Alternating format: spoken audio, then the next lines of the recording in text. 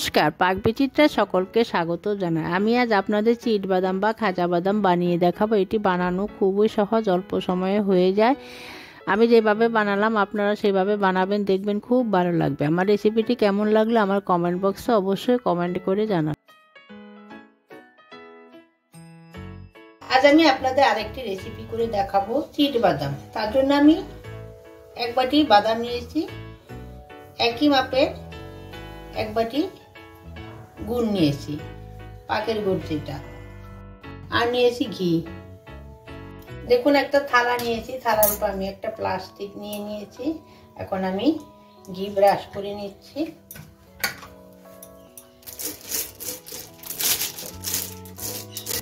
দেখুন গ্যাসে একটা আমি ননস্টিক কড়াই বসিয়ে নিয়েছি। এখন আমি বাদামটা ভেজে নিব। গ্যাসটা আমি লোতে রেখে অনবরত নেড়ে চেড়ে বাদামটা ভেজে নেব।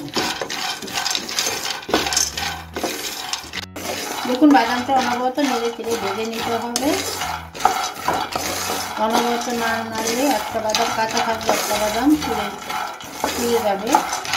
অনবরত এভাবে নেড়ে চেড়ে বাদামগুলো ভেজে নিতে হবে। দেখুন আমার বাদাম ভাজা হয়ে গেছে। বাদাম থেকে বাদামের খোসা ছাড়তে শুরু করেছে।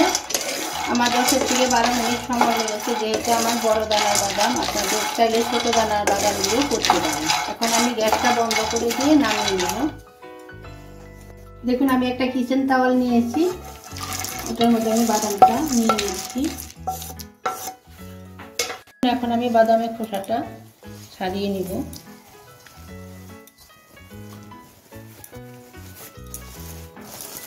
হাতে এইভাবে চাপ দিয়ে দিয়ে খোসাটা ছাড়িয়ে নিব। দেখুন আমি খোসা ছাড়িয়ে নিয়েছি। এখন আমি এটা দিয়ে খোসাটা তেলে নিব। দেখুন আমি বাদামের খোসাটা তেলে ছাড়িয়ে নিয়েছি। এভাবে আমি সবগুলি তেলে নিচ্ছি। দেখুন আমি বাদামের খোসা পরিষ্কার করে নিয়েছি। দেখুন আমি গ্যাসে একটা ননস্টিকের কড়াই বসিয়ে নিয়েছি। এখন গুড়টা দিয়ে দিচ্ছি।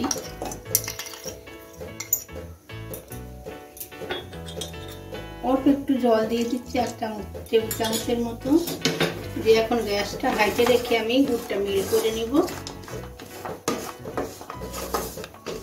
দেখুন আমার গুড়টা জাল করা হয়ে গেছে। আপনাদের আমি একটু দেখিয়ে দিচ্ছি। এই যে 2 আঙ্গুল দেখুন চাপ দিলে দেখুন একটু সুতোর মতো দেখা যাচ্ছে। দেখুন এই যে, তার মানে আমার গুড়টা জাল করা হয়ে গেছে। দেখুন আমি গ্যাস বন্ধ করে দিয়েছি। এখন আমি বাদামগুলি দিয়ে দিচ্ছি, ভালো করে মিশিয়ে নিচ্ছি।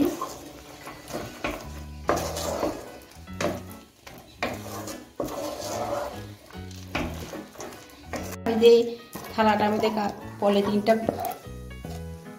ঘি মাখিয়ে রেখেছিলাম সেটার মধ্যে আমি ঢেলে দিচ্ছি।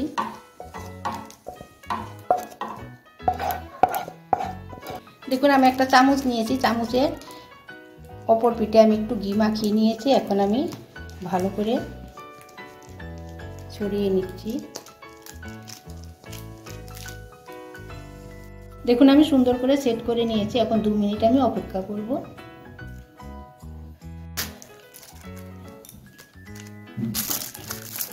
দেখুন আমার 2 মিনিট হয়ে গেছে, অনেকটা শক্ত হয়ে গেছে। এখন আমি শেপ দিয়ে নিব।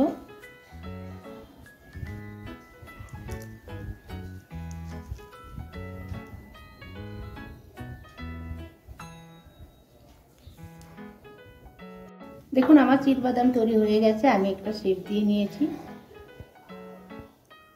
এখন আমি এটা 15 থেকে 20 মিনিট এইভাবে রেখে দেব। দেখুন আমার চিট বাদাম বা খাজা বাদাম তৈরি হয়ে গেছে।